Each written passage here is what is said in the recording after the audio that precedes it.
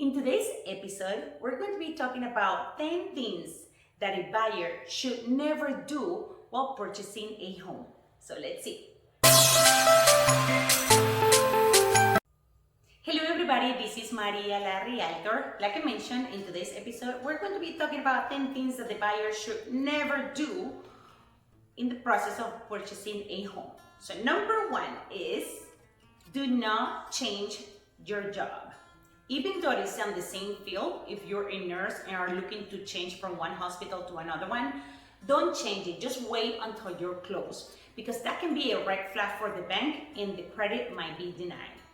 Number two is do not stop making payments in your credit account. It is super important that you keep them up to date, because the bank has all the right to run the credit 3, even 4 times before closing. So if you stop making payments or you got behind payments and you make late payments, that can affect your credit score and the loan might be denied.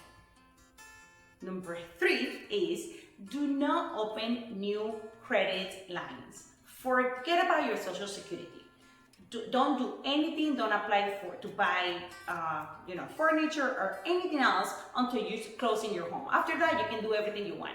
But before that, don't do it, because this can affect your debts. And remember that the loan is based on your incomes versus your debts. And if the debts are higher, that can give you a loan denial. So you might not be able to buy the house. Number 4 is do not pass the 30% of your credit card limit. Meaning, if you have a credit card that is $100, keep it at $30 max and then make the minimum payment. So if you go all the way up to $50, it will still okay.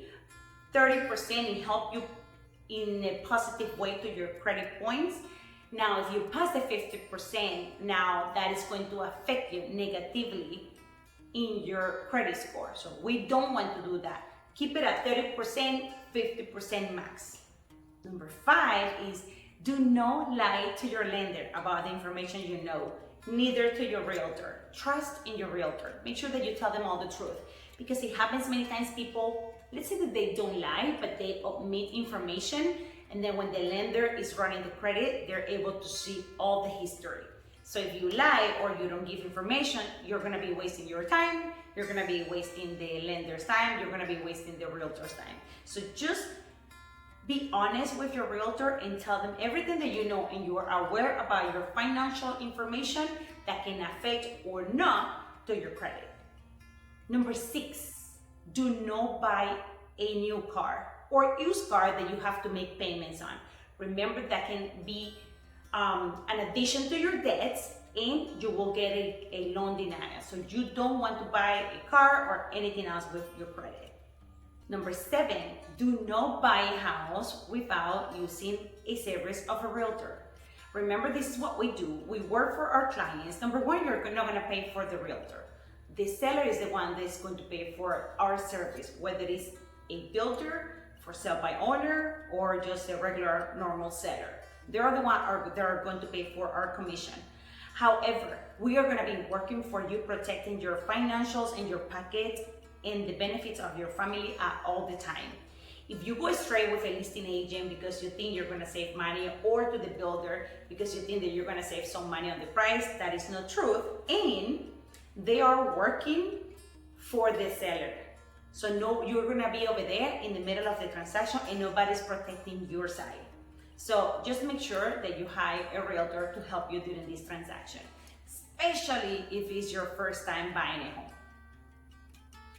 Number 8, do not make large deposit of cash in your bank account that you're using to purchase the home. You have to give an explanation for every cash deposit to your account, and the bank has to make sure that the precedence from that money is clean. So there is nothing, it's not illegal money, there is no issue with the money. And if they cannot satisfy that information, if they don't get it or have proof that is good money, then they might not accept it and you might not be able to use your own money to purchase the home. Number 9, do not save your money to buy the house below your pillow or in your closet. You have to make sure, if you have an idea of, oh, I'm thinking about buying a house, and you have $20,000 in your closet, make sure you deposit in the bank as soon as possible. Put it in a saving account and don't touch it. And the reason why is because the lender is going to ask you for the last 2 bank statements. And if you make a $20,000 deposit, they need to know the procedures of the bank. And let's say that you have been saving all your life that money, how they can get proof of that? You might not be able to use your own money to buy the house. So if you're thinking about it, you know that you have money saved in your house, just put it in the bank account. Deposit so you are going to be able to use it at closing. Number 10 is make sure that the escrow deposit and the money that you're going to use to make the closing costs and down payment are coming from the bank account that you provide information to your bank. If you use it from another account, then you have to submit all the information from that bank account, or if you use money from your mother or your brother's account, then you're gonna need proof of that bank statement that is just where the money is coming from.